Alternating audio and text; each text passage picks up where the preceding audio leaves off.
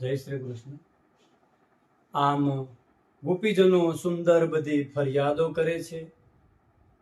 યશોદા જ્યારે લાલાને જુએ કે લાલા તો આવા કામ કરે છે, તો લાલો એ દયાનું મોઢું બનાવી દે અને યશોદા ને પણ દયા આવે ને જેવી યશોદા ગોપીજનોની વાતો સાંભળે ત્યારે લાલો ગોપીજનો બાજુ જોઈ સારા કરે, ભલે ફરિયાદ કરી લો, તમારી બધાની પણ ખબર નહીં લેવું ને તો મારું નામ નંદનો લાલો. અને યશોદા જુએ તો દયાળુ મોઢું બંધાવે. ઇત્થમ સ્ત્રીભિ સભય નયન શ્રી મુખાલોકિની ભીર વ્યાખ્યાતાર્તા પ્રહસિત મુખી નહ્યુપ્યા લબ્ધુમયેચ્છત. આ પ્રમાણે યશોદાની દ્રષ્ટિ પડે ત્યારે ભયભીત થાય અને દ્રષ્ટિ હટે તો ગોપીજનોને નિંદાવે. અને આ જ આનંદ મેળવવા માટે ગોપીજનો આવે છે. અને અંતે યશોદા કનૈયાનો પક્ષ લઈ ને ગોપીજનોને કહે છે કે તમારી બધાની ફરિયાદો સાંભળે કે મારો લાલો ચોર છે, તો કોઈ દિવસ પકડીને લઈ આવો તો હું માનું કે મારો લાલો ચોર છે. ગોપીજનો કહે હા હા, કોઈ દિવસ પકડીને બતાવીશું. આમ કહીને ગોપીઓ તો ચાલી ગઈ. યશોદા લાલાને સમજાવે, સાંભળ લાલા, તું સાચું કહે છે કે આ ગોપીઓ સાચું કહે છે? તો લાલો કહે મૈયા, આ બધી જ ગોપીઓ જૂઠું બોલે છે. તો યશોદા કહે હા, મને વિશ્વાસ છે કે સત્યવાદી હરિશ્ચંદ્ર તો મારા ઘરમાં જ જન્મ્યા છે, બાકી તો બધા જ જૂઠા છે. પરંતુ સાંભળ, જો એક કોઈ દિવસ તારી ચોરી પકડાય ને તો બરાબરનો માર પડશે. અને સાંભળ, જો ચોરીઓ કરતો હોય ને તો તું છોડી દેજે. લાલો માતાજીને તો સમજાવે, પછી દોડીને ગોપીઓ પાસે પહોંચી જાય. બોલે હે ગોપીઓ, કોઈક સાચું ને કઈક ખોટું ફરિયાદો કરી મારી, તો એક ચોરી કરીશ ને, ગોપીજનો કહે છે કે તું એક ચોરી કરીશ ને તારી હજારો મેં ફરિયાદો કરીશું. આ પ્રમાણે સુંદર માખણ ચોરી લીલા ભગવાને કરી અને ગોપીજનોના દરેકના મનોરથો પૂર્ણ કર્યા.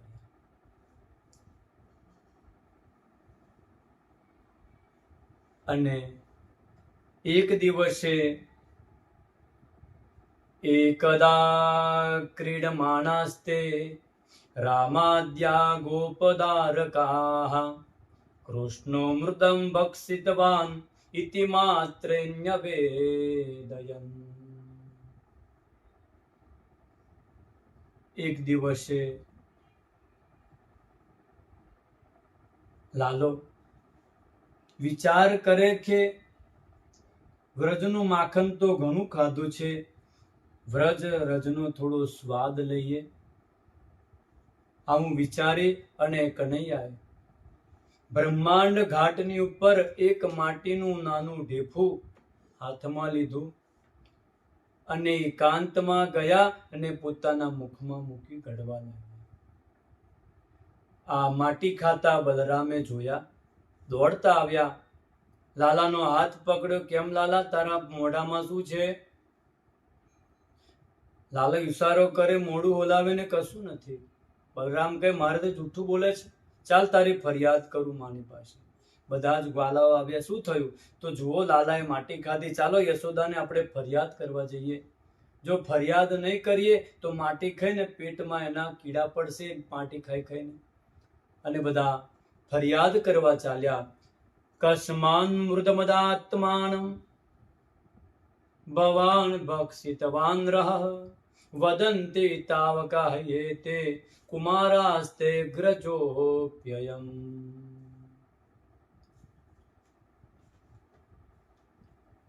મૈયા, આજે અમારી આંખોની સામે લાલાએ માટી ખાધી. મૈયા ગભરાઈ ગયા. ભગવાન, અત્યાર સુધી માખણ ખાવાની ફરિયાદ આવતી હતી, હવે માટી ખાવાની ફરિયાદ આવી. જો આ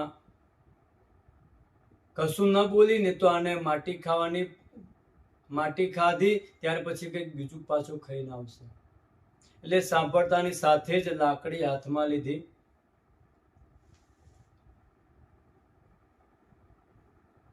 કસ્માન મૂર્ધમદાત્માનમ ભવાન ભક્ષિતવાન રહ.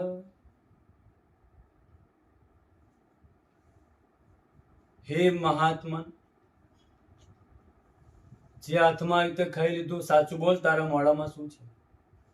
કનૈયો ગભરાઈ ગયો, પ્રણામ કર્યા અને કહેવા લાગ્યા, નાહમ ભક્ષિતવાત્માનમ નાહમ ભક્ષિતવાન અંબ સર્વે મિથ્યાભિશંસિનઃ યદિ સત્ય ગિરસ્તર્હિ સમક્ષમ પશ્ય મે મુખમ. અરે મૈયા, આ બધા જ ગ્વાલાઓ જૂઠા બોલે છે. સર્વે મિથ્યાભિશંસિનઃ. મૈયા કહે, કાલ સુધી ગોપીઓ જૂઠી હતી, આજે બધા ગોવાળિયાઓ જૂઠા છે, ફક્ત તું જ સાચો છે, સાચું બોલ. કનૈયો કહે, સાચું કહું છું માં, બધા જ જૂઠા છે, મેં માટી ખાધી નથી. જો તને વિશ્વાસ ના આવતો હોય ને તો યદિ સત્ય ગિરસ્તર્હિ સમક્ષમ પશ્ય મે મુખમ. હું તારી સામે જ છું, વિશ્વાસ ના આવતો હોય તો મારું મોઢું ખોલીને જોઈ લે. યશોદા કહે, આ વાત બરાબર છે, ચાલ તારું મોઢું ખોલ. અને જેવું કનૈયાએ મોઢું ખોલ્યું તો ભગવાનની ઐશ્વર્ય શક્તિએ વિચાર્યું, પ્રભુના મુખમાં માટી ને મૈયાના હાથમાં લાકડી. જો મૈયાએ મોઢામાં માટી જોઈ તો લાલાને લાકડીથી મારશે, અને જીવાત્માના હાથે પરમાત્માને માર પડે, આ વાત બરાબર ન કહેવાય. તો મોઢું ખોલ્યું, એની સાથે જ અનંત ઐશ્વર્ય શક્તિ એ મુખમાં પ્રગટ થઈ અને મૈયાને લાલાના મુખમાં આખું બ્રહ્માંડ દેખાવા લાગ્યું.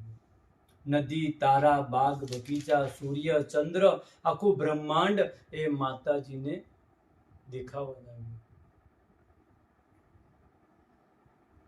કિમ સ્વપ્ન એતદ ઉતદેવ માયા કિંબા મદિયો બત બુદ્ધિ મોહ અહો અમુષ્યૈવમ માર્ભકસ્ય ય કશ્ચન ઉત્પત્તિક આત્મયોગઃ. હું કંઈક સ્વપ્ન જોઉં છું કે કોઈ દેવ માયા છે, મારી બુદ્ધિ ભ્રમમાં પડી રહી છે, મારી આંખોમાં કંઈ થઈ ગયું છે. અનેક પ્રકારની કલ્પના કરી માતા તો થોડા ગભરાયા. અંતે મૈયાને લાગ્યું કે મારો લાલો એ સાક્ષાત ભગવાન છે.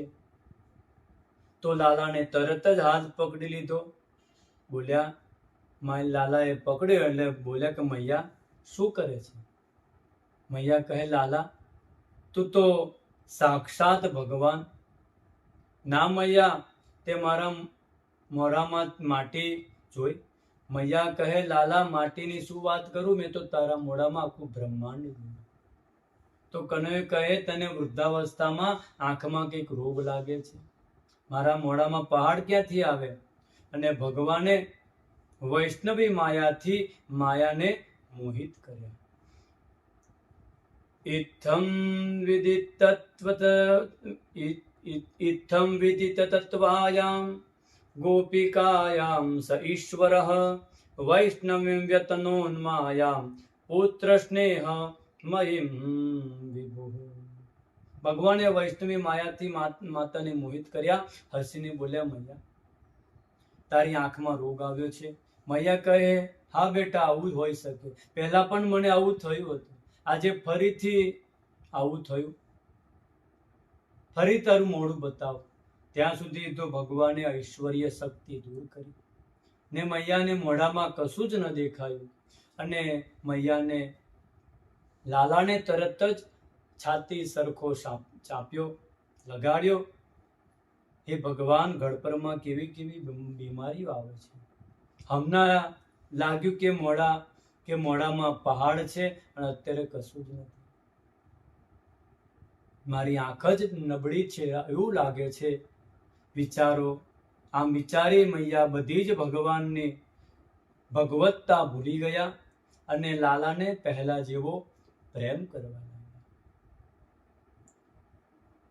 અને સુખદેવજી કહે છે કે પરીક્ષિત, શ્રી નંદ અને યશોદા એ પૂર્વજન્મમાં દ્રોણ અને ધરા નામના વસુ હતા, જેમને દિવ્ય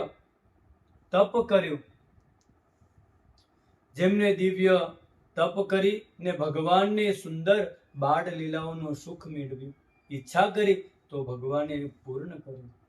દ્રોણો વસૂનામ પ્રવરો ધરયા સહ ભાર્યયા કરિષ્યામ આદેશાન બ્રહ્મણસ્તમ ઉવાચ. હવે આગળ 9મા અધ્યાયની અંદર ભગવાન દામોદર થશે એ આપણે આગળ સમજીએ. જય શ્રી કૃષ્ણ.